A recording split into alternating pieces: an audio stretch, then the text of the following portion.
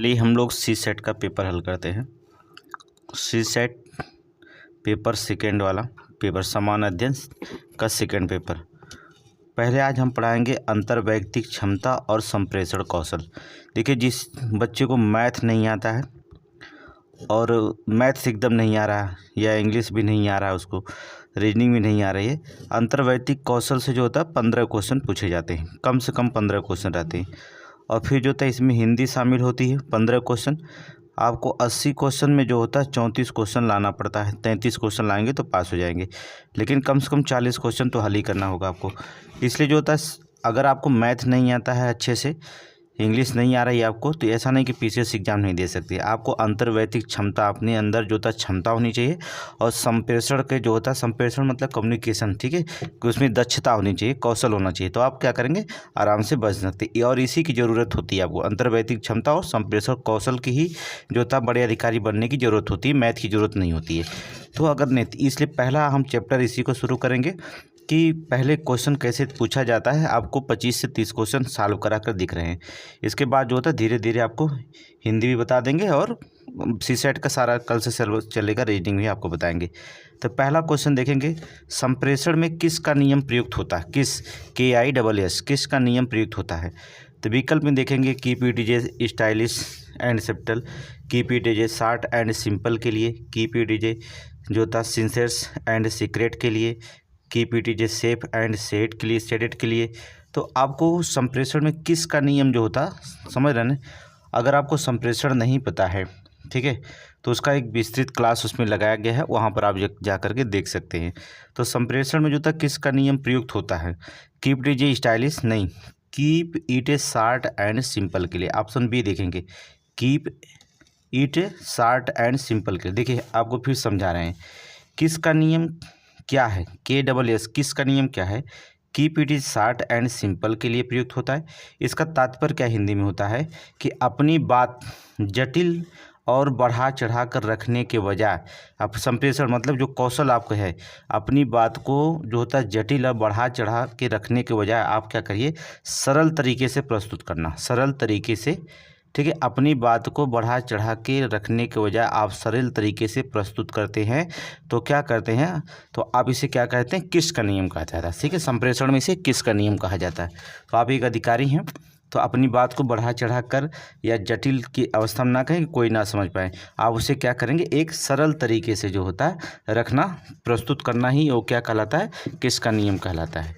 तो पहला नहीं, बी, ऑप्शन बी। और इसमें जो अगर रिपीट देखेंगे, देखिए संप्रेषण में कौशल में आपको बता दें, अंतर्वैयक्तिक क्षमता और संप्रेषण कौशल में अगर एक बार आप समझ लिए तो बहुत अच्छी तरह से क्वेश्चन भी बहुत आसान होता है, बहुत कठिन भी होता है। बहुत आसान होता है, 15 से 20 क्वेश्चन आपका 100% सही हो जाएगा। क्वेश्चन नंबर दूसरा देखेंगे क्या कहता है। कह रहा है, निम्नलिखित में से कौन सा कारण, ठीक है, कौन सा कारण जो थ्योरी चढ़ाने के नकारात्मक संकेत के रूप में व्यक्त किया जाता है। थ्योरी चढ़ाना समझ रहे हो ना, मुहावरा में भी अर्थ जानते होंगे, ठीक है। निम्नलिखित में से कौन सा कारण जो होता है थ्योरी चढ़ाने के नकारात्मक संकेत के रूप में व्यक्त किया जाता है। ऊब, अधीरता, आत्मविश्वास या चिढ़। तो थ्योरी में क्या होता है, अर्थात अगर थ्योरी चढ़ाने में नकारात्मक संकेत रूप में व्यक्त किया जाता है तो क्या होता है, चिढ़। क्या होती है, चिढ़ होती है, ठीक है।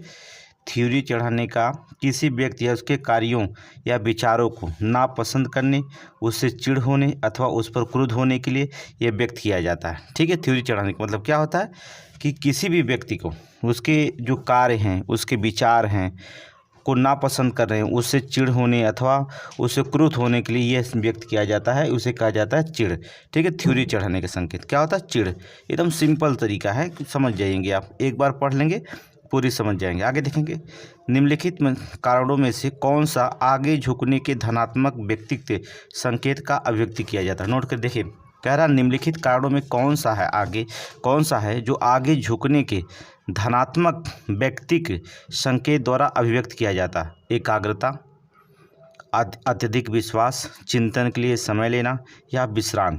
इसमें क्या हो जाएगा, अर्थात एकाग्रता, ठीक है। क्या होता है, एकाग्रता आगे झुकने का धनात्मक व्यक्ति संकेत है जो श्रोता द्वारा वक्ता की बात में रुचि और उसकी एकाग्रता का प्रदर्शन करता हो।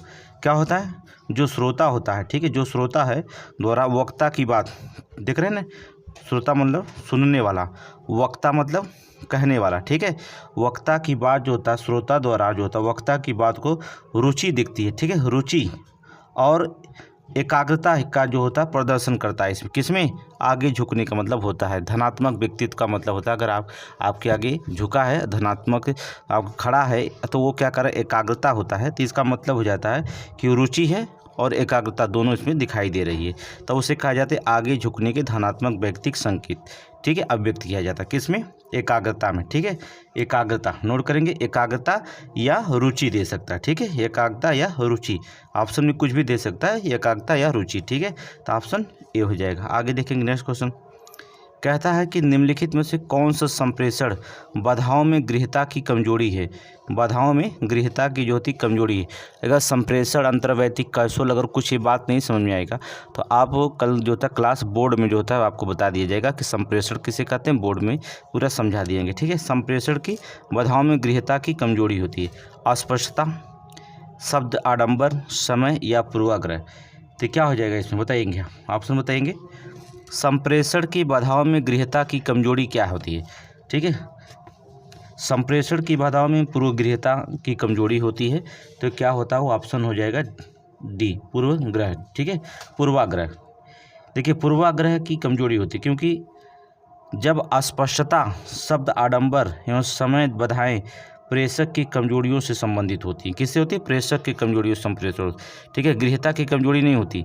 जो अस्पष्टता है, शब्द आडंबर है और समय है, ये कमजोरियां जो होती है प्रेषक की होती हैं। किसकी होती है? जो भेज रहा प्रेषक, समझ रहे हो ना, ये किसकी होती है? प्रेषक की होती है। जबकि यहाँ पूछ रहा संप्रेषण की बाधाओं की गृह्यता की कमजोरी जो होती है वो क्या होती है? पूर्वाग्रह, पहले से ही जो होता है ग्रसित होता है, ठीक है। तो पूर्वाग्रह को होती है। प्रेषक की होती है स्पष्टता, शब्द भंडार और समय, ये किसकी होगी? प्रेषक की कमजोरी होगी। और ये कौन होगी? गृह्यता की कमजोरी होगी, ठीक है। पूर्वाग्रह किसका? गृह्यता की कमजोरी, नोट करेंगे। आगे चलेंगे नेक्स्ट क्वेश्चन। निम्नलिखित में से कौन सा अंतर्वैयक्तिक भूमिका नहीं है? निम्नलिखित में से कौन सा अंतर्वैयक्तिक भूमिका नहीं है? देखिए एक बार और क्वेश्चन बता रहे हैं आपको। यदि आपको अंतर्वैयक्तिक, संप्रेषण, कौशल, अगर इन सभी की परिभाषाएं ना समझ में आए तो आप हमें कमेंट में बताइएगा।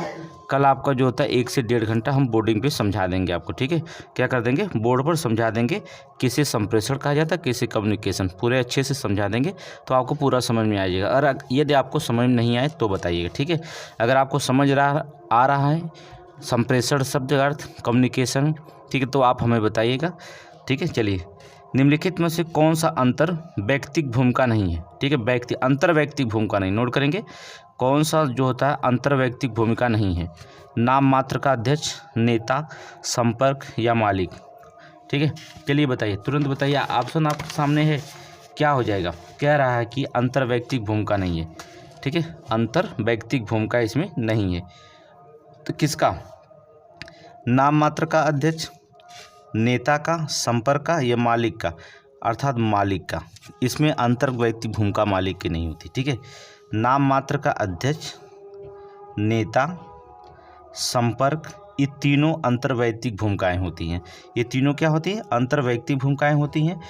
जबकि मालिक, बॉस जो होता है, ये अंतर्वैयक्तिक भूमिका में नहीं रखा जाता है, ठीक है। ये सब अपनी मन की बात, नाम मात्र का अध्यक्ष अपनी मन की बात करेगा, नेता अपनी मन की बात करेगा, किसी संपर्क करेंगे अपनी मन की बात करेगा, लेकिन मौलिक बॉस कंपनी के थ्रू जो कार्य करता है, ठीक है। तो ये जो था ये अंतर्वैयक्तिक भूमिका इसमें नहीं होती है, ठीक। आगे चलेंगे, डी, ऑप्शन डी आगे देखेंगे। जो अल्पकालिक समायोजनों, दीर्घकालिक संरचनात्मक परिवर्तन में समता बनाए रखें उसे क्या कहेंगे? जो अल्पकालिक समायोजनों एवं दीर्घकालिक संरचनात्मक परिवर्तन में समता बनाए रखें उसे हम क्या कहेंगे? विकर्णक, या इसे कहा जाता है, देखेंगे, विकर्णक, ठीक है। विकर्णक ये लिखा गया, ऑप्शन है विकर्णक, ठीक है। दूसरा संसाधन आवंटक, तीसरा व्यवधान सुधारक और डी वार्ताकार। बताइएगा इसमें कौन आंसर सही होगा? अल्पकालिक, अल्पकालिक मतलब समझ रहे हैं ना, थोड़ा, दीर्घकालिक मतलब लंबा समय, अल्पकालिक मतलब अल्पकालिक समायोजन, थोड़े समय के लिए होता है समायोजन बनाना, और दीर्घकालिक संरचनात्मक परिवर्तन में समता बनाए रखें उसे हम क्या कहेंगे? विकर्णक कहेंगे, संसाधन आवंटक कहेंगे, व्यवधान सुधारक कहेंगे, या जो होता वार्ताकार कहेंगे। तो उसमें क्या कहेंगे? ऑप्शन क्या हो जाएगा इसमें? चलिए, अर्थात संसाधन आवंटक कहलाता, क्या कहलाता है? संसाधक आवंटक। अल्पकालिक संयोजन दीर्घकालिक संरचनात्मक परिवर्तन में समता बनाए रखे उसे हम कहेंगे क्या? अर्थात संसाधन आवंटन। नोट करिए, संसाधन आवंटक कहलाता है। ठीक है, इसलिए आप पहले आज हमने पहला चैप्टर जो होता है सीसेट का अंतर्वैयक्तिक कौशल चुना है, जिससे आपको ये समझ में आए। देखिए, द्वंद्व समाज का समाधान में कितना द्वंद्व समझ रहे हैं ना? द्वंद्व समाज के समाधान में निम्नलिखित में से कौन सा द्वंद्व संबंधी मुद्दों के बारे में सहमति के क्षेत्र पर बल देने और असहमति के क्षेत्र पर जो उपेक्षा की व्याख्या करना ही व्याख्या करता है? बताइए। ठीक है, द्वंद्व समास। ठीक है, द्वंद्व मतलब एक मान लेना विलोम, समझ लीजिए। द्वंद्व का मतलब क्या होता है? विलोम। सुस्पष्ट बात बताया, अनुलोम विलोम, अर्थात विलोम यहाँ होता है। ठीक है, अपोजिट जिसे कहते हैं द्वंद्व मतलब अपोजिट, माता पिता। ठीक है, ये द्वंद्व समाज कहलाता है। अर्थात द्वंद्व समाज के समाधान में जो होता है, कौन द्वंद्वी संबंधी मुद्दों के बारे में सहमति के क्षेत्र पर बल देने और असहमति की अपेक्षा की व्याख्या करता है? प्रत्याहार, समन, समझौता या मुकाबला? तुरंत बताएंगे आप आंसर कौन होगा, बताइए। इसमें ऑप्शन क्या हो जाएगा? इसमें होता है समन। क्या होता है? समन। नोट करेंगे। अब थोड़ी से मेरी बात को सुनिए। द्वंद्व समान में समन के तहत द्वंद्व संबंधी मुद्दों के बारे में सहमति के क्षेत्र पर बल देने और असहमति के क्षेत्र पर उपेक्षा की प्रक्रिया अपनाई जाती है। क्या? सहमति पर बल दिया जाता है और असहमति पर उपेक्षा की प्रक्रिया अपनाई जाती है, उसे हम कहते हैं समन कहते हैं। अब इसमें देखेंगे प्रत्याहार में क्या होता है। प्रत्याहार की परिभाषा सुन लीजिए। प्रत्याहार किसे कहते हैं? प्रत्याहार का तात्पर्य होता है कि द्वंद्वगत परिस्थिति में हटने तथा मुकाबला से है। ठीक है, क्या करना? मुकाबला से तात्पर्य। ठीक है, जिसका मतलब ये होता है कि द्वंद्वगत परिस्थिति से हटा जाए तथा मुकाबला से तात्पर्य किसी असहमति से सीधे सामना करने से है। ठीक है, किसी जो होता है असहमति से जो होता है सीधे सामना करने से है। समझौता का मतलब आप समझ रहे हैं, समझौता के तहत सभी पक्षों के द्वारा किसी स्तर तक स्वीकृति, समाधान, प्रयास किया जाता है। ठीक है, क्या किया जाता है? समाधान और स्वीकृति का प्रयास किया जाता है, उसे हम क्या कहा जाता है? समझौता कहा जाता है। अब समझौते का अर्थ आपको ना समझ में आए, प्रतिहार का समझ में आए, मुकाबला का अर्थ समझ में आए, समन का अर्थ ना समझ में आए, हम मान गए कि प्रतिहार का आप समझ जाएंगे, समझौते का समझ जाएंगे, मुकाबला का समझ जाएंगे, लेकिन समन का थोड़ा से जोर देना पड़ेगा आपकी, क्योंकि ये असहमति क्षेत्र पर बल देना, सिंपल से सुन लीजिए, सहमति क्षेत्र पर बल देना, असहमति को उपेक्षा करना, ये क्या कहलाता है? समन कहलाता है। प्रतिहार की बात कर देते हैं। ठीक है, प्रतिहार का तात्पर्य द्वंद्वगत परिस्थिति से हटने और मुकाबला से है। ठीक है, तथा किसी असहमति से सीधे सामना करने से है। ठीक है, समझौते के तहत जो सभी पक्षों द्वारा किसी स्तर तक स्वीकृति किया जाए और समाधान प्रयास किया जाता है, समाधान का प्रयास किया जाता है, उसे हम कहते हैं समझौता कहा जाता है। और मुकाबले का अर्थ आप जान ही गए होंगे, इसको बताने की जरूरत नहीं है। ठीक है, सारे चारों का अर्थ जान लीजिए। आगे देखेंगे, द्वंद्व समाधान की शैलियों में कौन बचकर निकलने की शैली के रूप में जाना जाता है? जब द्वंद्व समाधान की शैलियों में जो होता है, कौन बचकर निकलने की शैली के रूप में जाना जाता है? बचकर निकलने की शैली के रूप में जाना जाता है। दूसरों की कीमत पर अपने हितों की पुष्टि, यह निकलने के लिए नहीं। दूसरा, दूसरों की रुचियों को संतुष्ट रखना जबकि खुद की रुचि को उपेक्षा करना। द्वंद्व समाधान बचकर निकलने के रूप में जाना जाता है। निर्णय टालने द्वारा दोनों पक्षों की रुचियों की उपेक्षा करना। सही है, ऑप्शन सी यही होता है। ठीक है, जब बचकर निकलने का मतलब जब द्वंद्व समाधान होता है, जब फैसला नहीं हो पाता है, जज क्या कहता है? निर्णय की तारीख दूसरे दिन करता है। इसका मतलब होता है निर्णय जो होता है टालने द्वारा और दोनों पक्षों की रुचियों के क्या करना? उपेक्षा करना। यहाँ से क्या करना? बच निकलने के लिए जो होता है एक शैली के रूप में जाना जाता है। ऑप्शन सी आप समझ गए होंगे। देखिए कितना आसान है अंतर्वैयक्तिक कौशल। ठीक है, ऑप्शन सी। हर अभी आप प्रैक्टिस करेंगे आप। ठीक है, अगर 100-200 क्वेश्चन आप प्रैक्टिस कर लिए, ठीक है, या प्रीवियस का प्रैक्टिस कर लिए, तो आप बड़े आसानी से जो होता है इसे आंसर दे सकते हैं। ठीक है, द्वंद्व जो होता है थोड़ी सी जान लीजिए कि द्वंद्व जो होता है समाधान की शैलियों में निर्णय टालने द्वारा दोनों पक्षों की रुचियों को उपेक्षा कर बचकर निकलने की शैली के रूप में हम जाना जाता है। तो क्या हो जाएगा? ऑप्शन सी हो जाएगा। आगे चलेंगे, नेक्स्ट क्वेश्चन। निम्नलिखित में से दूसरे के साथ संबंध होने की आवश्यकता दर्शाता है। ठीक है, बताइए निम्नलिखित में से दूसरे के साथ संबंध होने की आवश्यकता जो होता है दर्शाता है। सम्मिलित होने की आवश्यकता, व्यक्ति कारक कारण की आवश्यकता, ठीक है। व्यक्तिकरण की आवश्यकता होना चाहिए, ये थोड़ा सा मिसप्रिंट हो गया, इसे लिखना चाहिए व्यक्तिकरण की आवश्यकता, नियंत्रण की आवश्यकता, या जो होता है इसमें अनुरक्ति की आवश्यकता। ठीक है, अनुरक्ति की आवश्यकता। बताइए इसमें कौन ऑप्शन सही है। ठीक है, दूसरे के संबंध होने की आवश्यकता दर्शाता है। क्या दूसरे के जो होता है दूसरे के साथ संबंध होने की आवश्यकता दर्शाता है, इसका मतलब क्या हो जाए, सम्मिलित होंगे तभी जो होता है संबंध दर्शा सकते हैं। तो आपको क्या करना पड़ेगा, सम्मिलित होने की आवश्यकता है। दूसरे के साथ अगर संबंध होने की आवश्यकता दर्शाता है तो उसमें क्या करना पड़ेगा, पहले सम्मिलित होना पड़ेगा। तो सम्मिलित होने की आवश्यकता ही क्या कहलाता है, दूसरे के साथ संबंध होने की आवश्यकता है। तो ऑप्शन क्या हो जाएगा, ए। देखिए कितना आसान है, अभी कितना आसान है, आप दिमाग लगा सकते हैं। ठीक है, सम्मिलित होने की आवश्यकता दूसरे के साथ संबंध होने की आवश्यकता को दर्शाता है। ठीक है, ये दूसरे के द्वारा स्वीकृति होने के साथ साथ दूसरे के स्वीकृति करने और सामाजिक समूह के सदस्य बनने की आवश्यकता को भी व्यक्त करता है। ठीक है, सामाजिक सदस्य के बनने की भी आवश्यकता को भी क्या करता है, व्यक्त करता है। तो यहाँ पर हो जाएगा option A, option A.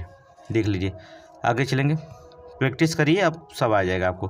Question number 10, निम्नलिखित में से कौन सा मिलान सही नहीं है। शब्द भंडार जो होता है, अब देखेंगे शब्द भंडार में जो होता है भाषा होती है, सही है। दूरी में संरचनात्मक बाधा, देखिए ये है संप्रेषण। देखिए इधर देखेंगे, एक पहला कॉलम जो होता है ये यहाँ से ये दो कॉलम है, ये देखेंगे एक तरफ है संप्रेषण, शब्द भंडार क्या है, संप्रेषण है। और ये जो होता है आपका क्या है, बाधाओं के प्रकार है, बाधाओं के प्रकार है। ठीक है, यहाँ नोट नहीं कर पाया गया, बाधाओं के प्रकार है, नोट कर लीजिए। दो लाइनें हैं, संप्रेषण आपका है शब्द भंडार, बाधाओं के प्रकार में भाषा। ठीक है, तो शब्द भंडार अर्थात भाषा से ही, संप्रेषण मतलब होता है कि शब्द भंडार है, तो इसमें क्या हो जाए, शब्द भंडार का मतलब भाषा से ही नहीं बाधाएं हो सकती है। तो ऑप्शन जो होता है जो सही नहीं उसको बताता है, ये ऑप्शन तो सही है। दूरी, दूरी जो होती है संरचनात्मक, ये जो होता है ये भी सही है। ठीक है, जल्दबाजी, परिस्थिति, ये भी सही है। जल्दबाजी कैसे होगी, जैसी परिस्थिति होगी वैसे ही नहीं आपकी जल्दबाजी करेंगे। अगर मान लीजिए आपको लंबा समय 1 साल का पेपर हो गया, पेपर देना आपको, कि जो था पीसीएस का पेपर 2025 का जो आएगा जनवरी में आएगा, पेपर अब दिसंबर में आएगा, 22 दिसंबर को होगा। तो आप क्या करेंगे, पेपर भाई चला गया, लेकिन आपको डेट आ गई कि हम 22 दिसंबर को ही पेपर लेंगे। तो जो लड़के धरने में गए थे तो उसमें क्या करेंगे, कब वो जल्दी करेंगे, तो जल्दबाजी क्या है उनकी, संप्रेषण है। लेकिन जो होता परिस्थिति क्या हो गई, बाधाओं का प्रकार है कि हम संप्रेषण, कि हम बाधाएं दूर तभी संप्रेषण के कर सकेंगे जब हम जल्दीबाजी करेंगे। इसका मतलब होगा कि जल्दीबाजी में परिस्थिति निर्भर करती है कि आपकी परिस्थिति कैसी है, उसी पर होगा। तो दूसरा भी तीसरा भी सही हो गया।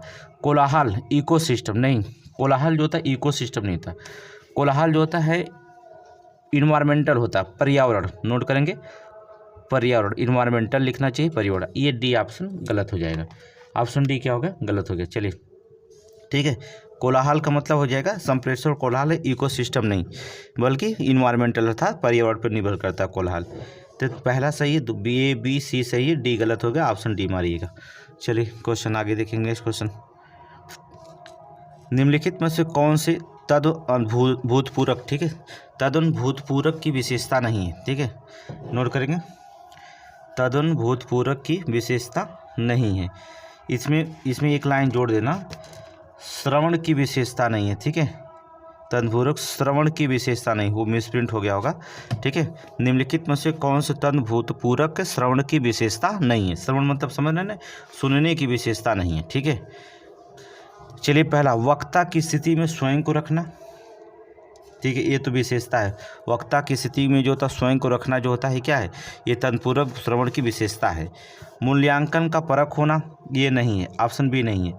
देह भाषा का प्रेक्षण करना, ठीक है, सुन रहे हैं तब भी आप शरीर, अगर मान लीजिए आप कोई वक्ता है और आप कुछ बातें कह रहा है तो आप नहीं मन कर रहा सुनने तो आप इधर उधर ऐठन करने लगेंगे। ठीक है, संप्रेषण की विषय वस्तु और भावनाओं को दोनों पर ध्यान केंद्रित करना, ये देखो संप्रेषण विषय वस्तु और भावनाओं दोनों पर केंद्रित कर रहे हैं तो आप वक्ता की बात सुन रहे हैं, श्रवण सुन रहे हैं। ठीक है, ये श्रवण की विशेषता है, ये भी है, देवभाषा भी है। लेकिन मूल्यांकन पारक होना ये नहीं है। ठीक है, मूल्यांकन जो होता है पारक होना जो होता है, ये परक नहीं, मूल्यांकन परक है। ठीक है, मूल्यांकन परक होना ये जो होता है इसकी श्रवण की विशेषता नहीं, तद अनुभूतपूरक की श्रवण की विशेषता नहीं है मूल्यांकन परक होना।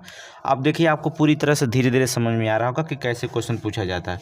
ठीक है, ये क्वेश्चन पूरा समझ में आ रहा होगा। चलिए अगले क्वेश्चन पे देखते हैं नेक्स्ट क्वेश्चन क्या कहता है। क्वेश्चन नंबर 12 में देखेंगे, कहता है निम्नलिखित कथन विश्लेषण कीजिए। निम्नलिखित कथन का विश्लेषण कीजिए और दिए गए विकल्पों में से कौन सही उत्तर चुनिए।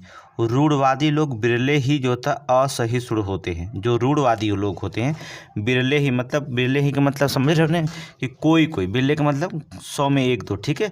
बिरले ही लोग जो होता असहिष्णु होते हैं। देखिए जब आप अर्थ समझ पाएंगे, देखिए प्रशासनिक भाषा का अर्थ है इसलिए आपको समझना थोड़ी सी कठिन होगा, लेकिन अगर आप प्रैक्टिस कर लेंगे ना 50-60 क्वेश्चन ऑटोमेटिक सारे अर्थ होगा।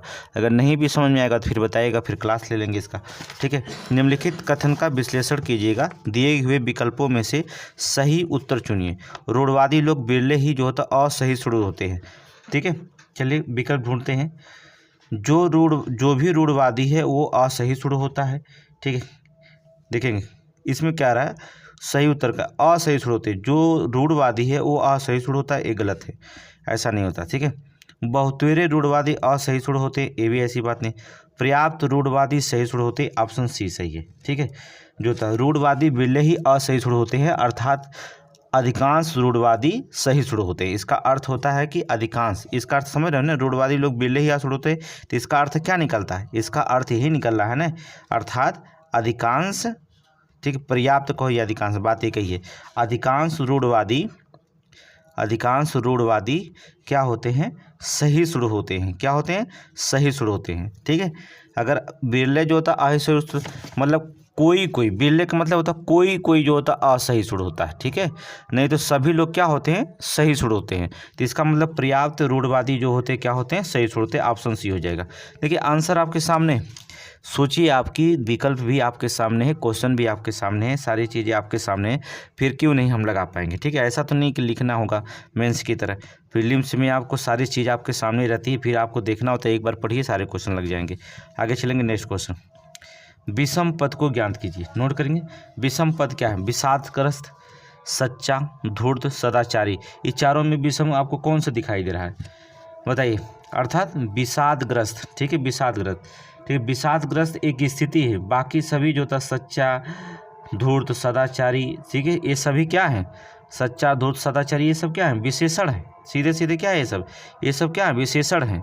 जबकि विषादग्रस्त जो होता है एक स्थिति है, क्या है, एक स्थिति है विषादग्रस्त, ठीक है। तो इसमें जो होता है ये तीनों जो होते हैं इसमें हो जाएंगे, और विषादग्रस्त जो होता है एक स्थिति हो जाएगी, ठीक है। ऑप्शन क्या हो जाएगा आपका, ए, ऑप्शन ए मारिए, ठीक है, विषम पद में, ठीक है। आगे चलिए नेक्स्ट क्वेश्चन। निम्नलिखित संप्रेषण के पक्षों में बेमेल पद को ज्ञात कीजिए। निम्नलिखित संप्रेषण के पक्षों में से बेमेल पद ज्ञात कीजिए। पहुँच, विषयों की प्राथमिकता, बाधाएं या व्यवहार का अर्थ। संप्रेषण के पक्षों में बेमेल पद ज्ञात करना है। निकल के देखिए, विकल्पों में पहुँच, विषयों की प्राथमिकता और बाधाएं संप्रेषण के भौतिक पक्ष हैं, ठीक है। जो बाधाएं हैं और जो होता प्राथमिकता, विषयों की प्राथमिकता और बाधाएं, ये दोनों क्या हैं, अगर देखा जाए तो ये दोनों क्या हैं, भौतिक पक्ष हैं, ठीक है। विषयों की प्राथमिकताएं और बाधाएं क्या है, सब ये भौतिक पक्ष है। जबकि व्यवहार का जो होता है अर्थ संप्रेषण या मनोवैज्ञानिक पक्ष हो जाता है। ये क्या हो जाएगा, संप्रेषण, व्यवहार जो होता है संप्रेषण होगा, या तो संप्रेषण का क्या होगा, मनोवैज्ञानिक पक्ष होगा। क्या होगा, मनोवैज्ञानिक पक्ष होगा, ये मनोवैज्ञानिक पक्ष होगा। तो इसमें देखेंगे कह रहा है कि संप्रेषण के पक्षों में बेमेल पद ज्ञात करना है आपको। तो यहाँ पर देखेंगे, नोट कर लेंगे, पहुँच, विषयों की प्राथमिकताएं और बाधाएं, ये तीनों जो होती हैं आपकी भौतिक पक्ष के अंतर्गत आती हैं। व्यवहार का अर्थ होता है कि संप्रेषण का मनोवैज्ञानिक पक्ष लेना, क्या करना, व्यवहार उसी को कहा जाता है मनोवैज्ञानिक पक्ष होना, इसलिए ऑप्शन डी मार दीजिएगा, ठीक है। बेमेल पद में क्या होगा, ऑप्शन डी, नोट करिए, ऑप्शन डी, ठीक है। ये जो होता है ये सभी भौतिक पक्ष, पहुँच, विषयों की प्राथमिकताएं, बाधाएं, ये सब क्या है, भौतिक पक्ष। व्यवहार का अर्थ जो होता है ये क्या है, नोट कर लेना, संप्रेषण का मनोवैज्ञानिक पक्ष, मनोवैज्ञानिक या मनोसामाजिक पक्ष कह सकते हैं, ठीक है। मनोसामाजिक पक्ष, ये मनोसामाजिक पक्ष है, इसमें कोई भौतिक पक्ष नहीं होता, व्यवहार, ठीक है। व्यवहार में आगे चलेंगे, देखिए कितना आसान क्वेश्चन है। आपको लगता है कि बहुत अंतर्वैयक्तिक कौशल, 15 से 20 क्वेश्चन आते हैं। जिन्हें मैथ नहीं आता रट ढालो, गारंटी देते हैं पास हो जाओगे। निम्नलिखित में से कौन एक अंतर्वैयक्तिक संबंधों के निर्माण की समस्या उत्पन्न करता है? अंतर्वैयक्तिक संबंधों के निर्माण में जो होता है समस्या उत्पन्न कर सकता है, ठीक है, उत्पन्न कर सकता है शर्मिलापन या संवेगिक परिपक्वता, दृढ़ता परखता या तद अनुभूति, ठीक है, तद अनुभूति।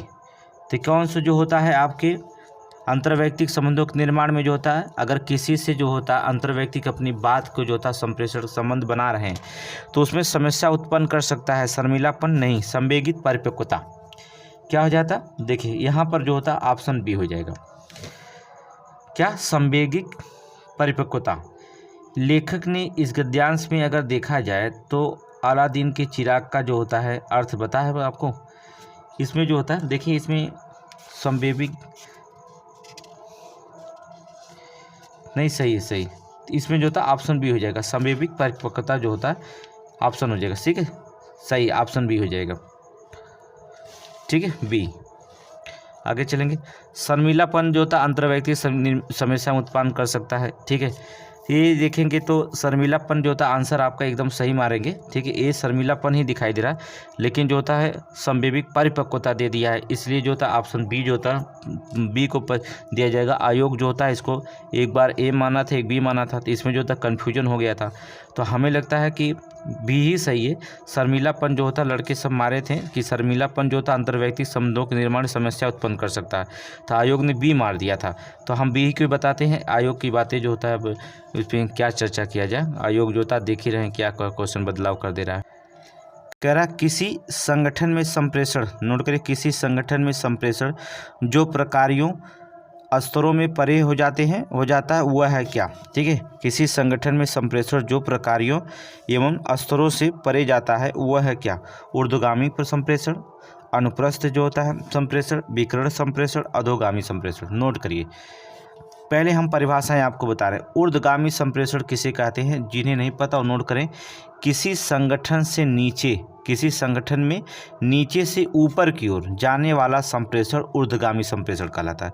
क्या कह रहा है, नीचे से ऊपर की ओर जाने वाले संप्रेषण को हम कहते हैं, किसी भी संगठन में नीचे से ऊपर की ओर जाने वाला संप्रेषण ऊर्ध्वगामी संप्रेषण कहलाता है, पहले सुन लीजिए, ठीक है। दूसरी परिभाषा देखेंगे क्या कहता है, अनुप्रस्थ, देख रहे हैं अनुप्रस्थ संप्रेषण। अनुप्रस्थ संप्रेषण किसे कहते हैं, नोट करिए कि एक ही स्तर के विभिन्न विभागों व्यक्तियों के बीच औपचारिक और अनौपचारिक संप्रेषण को अनुप्रस्थ संप्रेषण कहते हैं, ठीक है। एक ही विभाग, देखिए एक ही स्तर के जो होते हैं विभिन्न विभाग हो गए, एक ही स्तर करेंगे, विभिन्न विभाग होंगे या व्यक्ति होंगे, उनके बीच में जो होता है औपचारिक और अनौपचारिक जो होता है संप्रेषण को ही हम अनुप्रस्थ संप्रेषण कहते हैं। क्या कहते हैं, अनुप्रस्थ संप्रेषण कहते हैं। दूसरी चीज विकर्ण संप्रेषण किसे कहते हैं, नोट करिए अब इसे, विकर्ण संप्रेषण किसी संगठन के विभिन्न कार्यात्मक विभिन्न स्तरों पर कार्यरत प्रबंधकों और श्रमिकों के बीच, किसमें, प्रबंधक और श्रमिकों के बीच संप्रेषण को हम विकर्ण संप्रेषण कहते हैं। किसके किसके बीच होना चाहिए, ठीक है, विकर्ण संप्रेषण। तो हमने बताया किसके, कार्यरत जो होते हैं प्रबंधक, जो प्रबंधक होते हैं, और प्लस जो होते हैं श्रमिक, इनके बीच जो होता है संप्रेषण जो होता है, बातचीत होती है, कम्युनिकेशन होता है, वो संप्रेषण जो होता है क्या कहलाता है, आपका विकर्ण संप्रेषण कहलाता है, ठीक है, विकर्णक संप्रेषण कहलाता। अब अधोगामी संप्रेषण किसे कहते हैं, ठीक है, यहाँ देख लेना, किसी संगठन में संप्रेषण प्रकारियों और स्तरों से परे हो जाता है। देखिए अधोगामी संप्रेषण किसे कहते हैं, किसी संगठन में पद सोपान में आवर के नीचे की ओर दिए गए दिशा निर्देश या शक्तियों को प्रयोजन जो होता अधोगामी संप्रेषण कहलाता है। दिशा निर्देश या शक्तियों का प्रत्यायोजन जो कहलाता है वो क्या कहलाता है, अधोगामी संप्रेषण कहलाता है। आंसर इसमें क्या हो जाएगा कि किसी संगठन में संप्रेषण के प्रकारियों और स्तरों से परे हो जाता है तो वो क्या कहलाता है, विकर्ण संप्रेषण कहलाता है। ऑप्शन मारिए, ऑप्शन सी क्या कहलाएगा, विकर्ण संप्रेषण कहलाता है। ऑप्शन सी हो जाएगा, विकर्ण संप्रेषण। किसी संगठन के प्रबंधकों और श्रमिकों के बीच संप्रेषण को हम क्या कहेंगे, विकर्ण संप्रेषण करेंगे। तो यहाँ पर क्या होगा, ऑप्शन सी, ठीक है, प्रकारियों और स्तरों से परे जाता है। तो आगे चलेंगे, नेक्स्ट क्वेश्चन नंबर 17 देखेंगे। अंतर्वैयक्तिक संप्रेषण के निम्नलिखित प्रतिमानों में से किस में समानता संबंध संपोषित होता है परंतु प्रत्येक व्यक्ति के पास भिन्न क्षेत्रों पर प्राधिकार भी होता है, ठीक है। परंतु जो था नोट करेंगे, अंतर्वैयक्तिक संप्रेषण के निम्नलिखित प्रतिमानों में से किस में समानता संबंध संपोषित होता है? समानता का संबंध संपोषित होता है, परंतु प्रत्येक व्यक्ति के पास भिन्न क्षेत्रों पर प्राधिकार भी होता है, भिन्न क्षेत्रों का प्राधिकार भी होता है। उसे हम क्या कहेंगे? संतुलित विकास प्रतिमान कहेंगे, समानता प्रतिमान कहेंगे, असंतुलित विभाजन प्रतिमान कहेंगे, एकाधिकार प्रतिमान। तो हम इसमें क्या कहेंगे? संतुलित विभाजन प्रतिमान कहेंगे, ठीक है।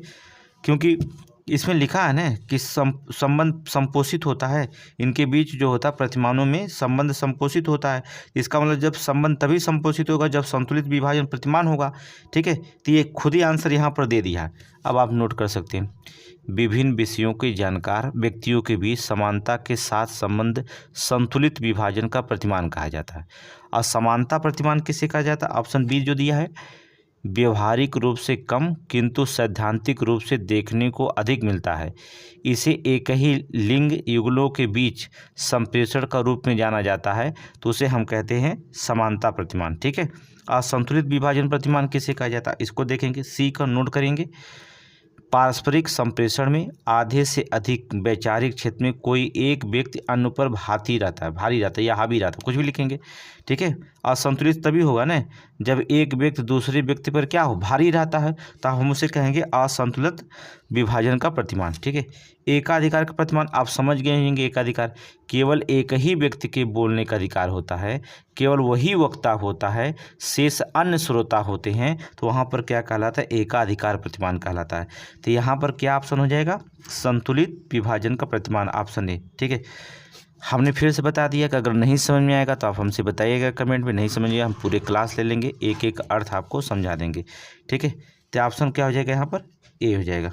नेक्स्ट क्वेश्चन देखेंगे अगला, निम्नलिखित संप्रेषण संजालों में से किस में अर्थात किस में समूह का प्रत्येक सदस्य केवल अपने निकटतम सदस्य ही संप्रेषण कर सकता है, ठीक है।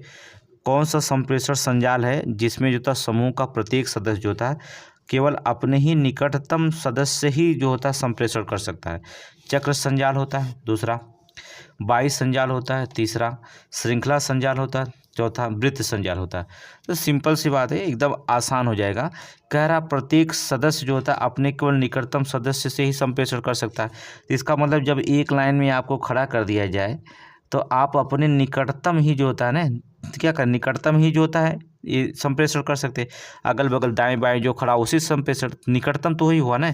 इसका मतलब होता आप जब श्रृंखला में खड़े हो जाएंगे तो आप अपने निकटतम ही जो होता है, तो यहाँ पर क्या हो जाएगा? श्रृंखला संजाल बनता है। क्या बनता है? श्रृंखला संजाल। एकदम सिंपल सी बात है। श्रृंखला संजाल में समूह का प्रत्येक सदस्य केवल अपने ही निकटतम सदस्य ही संप्रेषण कर सकता है, ठीक है। अगर श्रृंखला बनी है तो श्रृंखला तोड़ नहीं सकते हैं, ठीक है। तब तक निकटतम ही जो होता है ना, तो एकदम आंसर मिला है। देखो सी, बहुत आसान है, आप चाहे तो क्वेश्चन खोज सकते हैं आसान, एकदम सिंपल क्वेश्चन। क्वेश्चन नंबर 19 देखेंगे। जब व्यक्ति ये अनुभव करता है कि उसके व्यवहार को प्रतिबंधित किया जा रहा है तो वह एक प्रकार से प्रतिक्रिया करता है जिसे कहा जा सकता है।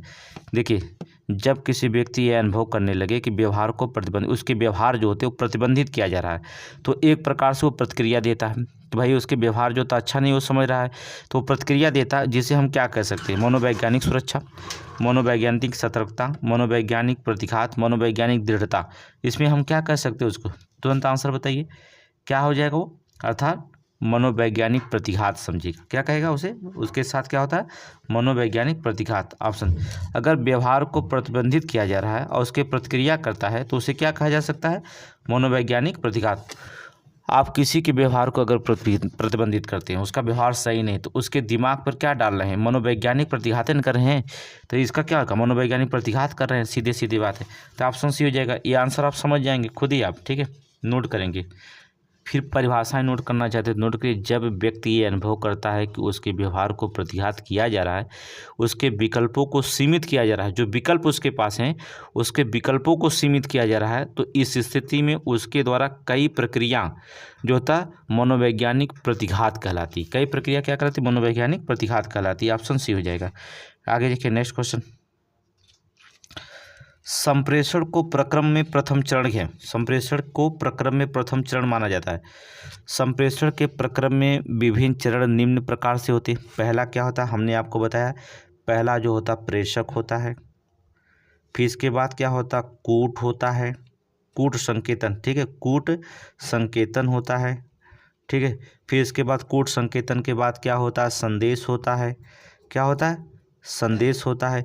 फिर संदेश के बाद क्या होता है, विसंकेतन ग्रहण होता है, विसंकेतन ग्रहण होता है, ठीक है, विसंकेतन ग्रहण होता है। देखिए पहले आप प्रेषक होंगे, फिर कूट संकेतन होता है, फिर संदेश होता है, फिर विसंकेतन ग्रहण होता है। तो कह रहा प्रथम चरण कौन होता है, तो प्रथम चरण इसमें आपको कौन हो जाएगा, कूट संकेतन होता है, ठीक है, क्या हो जाएगा, कूट संकेतन। प्रेषक का जो होता, देख रहे हैं, संप्रेषण में प्रक्रम में प्रथम चरण क्या होता, कूट संकेतन, नोट करेंगे, कूट संकेतन प्रथम चरण में, कूट संकेतन, ठीक है। विसंकेतन लास्ट चरण में होता है, ठीक है, और संदेश जो होता है द्वितीय चरण में होता है, ठीक है। ग्रहण तो लास्ट हो गया, ठीक है। तो यहाँ पर क्या हो जाएगा, कूट संकेतन, नोट करिए, आगे चलेंगे। निम्नलिखित में से कौन सा कौशल किसी के साथ निकट मित्रता को बनाए रखने में सहायक होता है।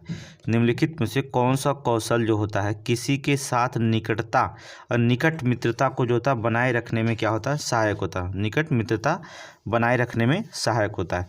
चीज़ का उधार लेना, स्वैच्छिक रूप से आवश्यकता पड़ने पर सहायता करना, शक्ति अभिप्रेरणा, पार्टी में प्रसन्न रहना। देखिए अब एकदम सिंपल सी बात है, अगर आप निकटता व्यवहार बनाए रखना चाहते हैं तो क्या करेंगे, स्वैच्छिक रूप से जो आवश्यकता पड़ने पर उसकी सहायता करेंगे तो आपकी निकटता क्या करेगी, वैसे भी बने रहेंगी। तो आप विकल्प चुनने में कितना आसान है, देख लीजिए, क्या करेंगे, स्वैच्छिक रूप से आवश्यकता पड़ने पर उसकी सहायता करिए, वो आपके साथ निकट मित्रता बनाए रखेगा, ठीक है। मित्रता वही होती है ना कि जो सहायता करता वही क्या होता है, मित्रता होती है। तो ऑप्शन क्या हो जाएगा, बी हो जाएगा, इसमें आंसर ढूंढने की जरूरत ही नहीं, आप खुद समझ जा रहे हैं। आगे चलेंगे, नेक्स्ट क्वेश्चन, क्वेश्चन नंबर 22। प्राप्त किए गए संदेशों में कोई विचलनशीलता जिसका पूर्ण कथन जो होता स्रोत पर नहीं है और नहीं किया जा सकता है, ठीक है, स्रोत पर नहीं है और नहीं किया जा सकता है, ठीक है, स्रोत पर नहीं है और किया जा सकता है। इसमें देखिए थोड़ा सा गलत इसमें मिसप्रिंट हो गया लगता है, हम पढ़ दे रहे हैं, जिसका जो होता पूर्ण जो होता है कथन स्रोत पर नहीं किया जा सकता, स्रोत पर नहीं किया जा सकता। तो ये देखिए 2 बार लिख दिया नहीं है, ठीक है, ये इसको काटिए, अब सही होगा। तो स्रोत पर नहीं किया जा सकता था, गुणारोपित होता है, ठीक है, गुण जो होता है गुणारोपित की जाती है, गुणारोपित की जाती है, नोट करेंगे, गुणारोपित की जाती है। अब सही हो गया, यहाँ पर 2 बार नहीं लिख दिया था, इसी में स्प्रिंट हो गया। प्राप्त किए गए संदेशों में कोई विचलनशीलता जिसका पूर्ण कथन स्रोत पर नहीं किया जा सकता, पूर्ण जो होता है कथन क्या स्रोत पर नहीं किया जा सकता है, गुणारोपित की जाती है भ्रम पर, कोलाहल पर, अवरोध पर, अतार्किक चिंतन पर। तो किस पर होता है, तो आपको बता देंगे। देखिए पहली मेरी बात को ध्यान सुनना, भ्रम, अवरोध, अतार्किक चिंतन के संदर्भ में संदेश किसी भी विचलनशीलता का पूर्ण कथन स्रोत पर किया जाता है, ठीक है, किस पे, पूर्ण कथन स्रोत पर किया जा सकता है।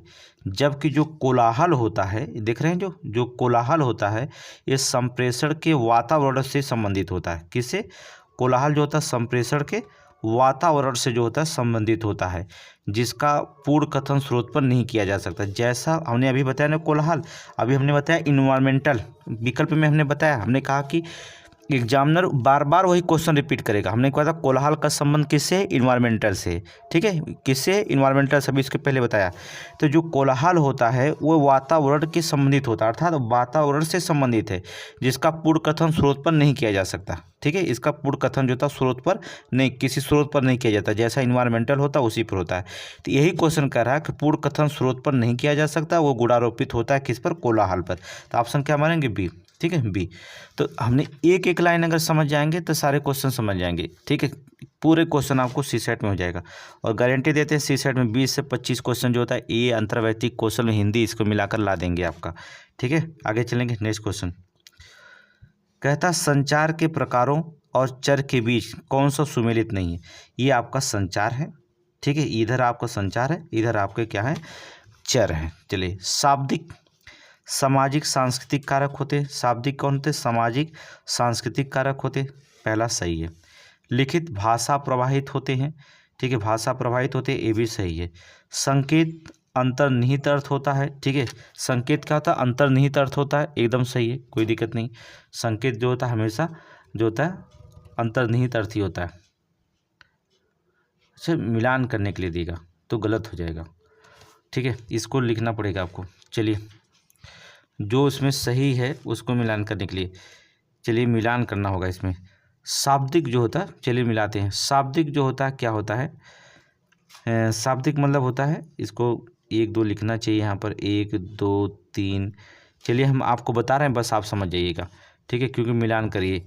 शाब्दिक जो होता है भाषा प्रवाहित है, ठीक है, वहाँ पर विकल्प मिलने के लिए देगा, नोट कर लीजिए आप अपने कापी पर। शाब्दिक जो होता है इसका मतलब भाषा प्रवाहित, भाषा प्रवाहित, ठीक है, ठीक है। आगे चलेंगे।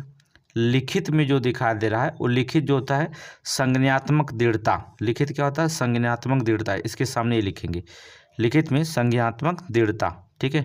अभी सुमेलित नहीं, खुद ही गलत लिख दिया, क्योंकि इसमें सुमेलित करना लिखना चाहिए, ठीक है। कौन सा सुमेलित, इनमें से सुमेलित नहीं है लिख दिया, इसको लिखना चाहिए इसमें से सुमेलित कीजिए, ठीक है, थोड़ा सा देख लीजिए। अब आपको इसको क्वेश्चन को पूरा काटिए, अब हम आपको बता रहे हैं सुमेलित कीजिए, हम मिला दे रहे हैं। तीसरा, संकेत जो होता है क्या होगा, संकेत जो होता है क्या होता है, सामाजिक सांस्कृतिक कारक होते हैं।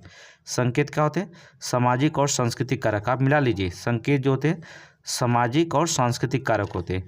दैहिक हाव भाव जो होता है, ये आपका जो दैहिक हाव भाव होता है वो भाषा प्रवाहिता होती है। दैहिक हाव भाव क्या होती है, भाषा प्रवाहिता होती है, ठीक है, भाषा प्रवाहिता होती है। अब देखेंगे, मिलान करिए। दैहिक हाव भाव जो होता है, ठीक है, अंतर्निहित अर्थ, नोट करिए इसके सामने, दैहिक हाव भाव में अंतर्निहित। फिर से आप मिलाइए, क्योंकि क्वेश्चन गलत हो गया, इसमें मिसप्रिंट हो गया, इसको काटिए पूरे क्वेश्चन को, मैं आपको बता रहा हूँ, अच्छे से मिलाइए। चलिए मिलाइए। शाब्दिक का अर्थ होता है, नोट करेंगे, भाषा प्रवाहित, आप अपनी कापी पर नोट करिए। शाब्दिक अर्थ होता है भाषा प्रवाहित, एक भी क्वेश्चन में मिसप्रिंट हो जाएगा, दिक्कत हो जाएगी, भाषा प्रवाहित, ठीक है। दूसरा, लिखित का अर्थ होता है, चलिए लिखित का नोट करिए, लिखित का अर्थ होता है संज्ञानात्मक क्षमता, ठीक है, संज्ञानात्मक क्षमता, आप नोट करते रहिए, संज्ञानात्मक क्षमता, ठीक है। तीसरा जो होता है संकेत का अर्थ होता है, संकेत का अर्थ होता है, नोट करिए, संकेत का अर्थ, संकेत का अर्थ होता है, नोट करिए, सामाजिक, सामाजिक सांस्कृतिक कारक, ठीक है। और जो होता है इसमें दैहिक हाव भाव का अर्थ होता है, नोट करेंगे, अंतर्निहित अर्थ, अंतर्निहित अर्थ, ठीक है, ये होता है मिलान। अब सब मिलान हो गया, ठीक है। तो यहाँ क्यूट देना चाहिए, उसको मिलान करने के लिए होता है, पहले उसको कूट देना चाहिए, कूट देना चाहिए, तो ABCD, तो लगता है मिस प्रिंट हो गया, समझ नहीं पाए होंगे जो हमारे प्रिंटर होते हैं। आगे चलेंगे, क्वेश्चन नंबर 24 देखेंगे। वरिष्ठ और कनिष्ठ के संबंध में व्यक्तिक और गैर व्यक्तिक सूचना का प्रकटन कहलाता है। नोट करेंगे, कनिष्ठ, समझ रहे हैं ना, वरिष्ठ और कनिष्ठ के संबंध होते हैं, वरिष्ठ और कनिष्ठ के संबंध में व्यक्तिक और गैर व्यक्तिक सूचना का प्रकटन क्या कहलाता है, ठीक है। निकटता, सहभागिता, खुलापन और नौचित्य, हमेशा क्या होता है, खुलापन होता है, ठीक है। वरिष्ठ और कनिष्ठ के संबंध में जो व्यक्तिगत और गैर व्यक्तिगत सूचना का प्रकटन होता है वो क्या होता है, हमेशा खुलापन होता है, ठीक है। सहभागिता से काम नहीं होते, निकटता से यहाँ कोई काम नहीं होता, वरिष्ठ और कनिष्ठ में निकटता नहीं हो सकती, ठीक है, तब काम ही नहीं बनेगा, काम ही अच्छे से नहीं होगा, निकटता बनाएंगे, सहभागिता हो नहीं सकती है, अनौपचारिकता तो होगी नहीं, हमेशा क्या होगा, खुलापन होगा, क्या कहलाता है, खुलापन कहलाता है। तो आप समझ गए होंगे वरिष्ठ और कनिष्ठ के संबंध में जो व्यक्तिगत या गैर व्यक्तिगत क्या होता है, खुलापन कहलाता है, ठीक है। तो ये अंतर्व्यक्तिक कौशल का क्वेश्चन था, 24 क्वेश्चन। हम आपको बताएंगे 200 प्रैक्टिस इसमें कराएंगे। यदि आपको क्वेश्चन नहीं समझ में आएगा, कौशल, अंतर्व्यक्तिक कौशल और भी बहुत सारे कठिन कठिन शब्द हमने बताया, उर्दूगामी, ठीक है, और अनुप्रस्थ उर्दूगामी, तो सारे शब्द का ना समझ में आए, संचार, संप्रेषण, कूट, संकेतन, आगे बहुत अच्छे अच्छे क्वेश्चन मिलेंगे आपको, इसमें बढ़ता जाएगा अच्छे अच्छे क्वेश्चन। तो आपको जो था बताइएगा तो उसको विस्तृत जो था बोर्ड पर पूरी तरह समझा दिया जाएगा, ठीक है।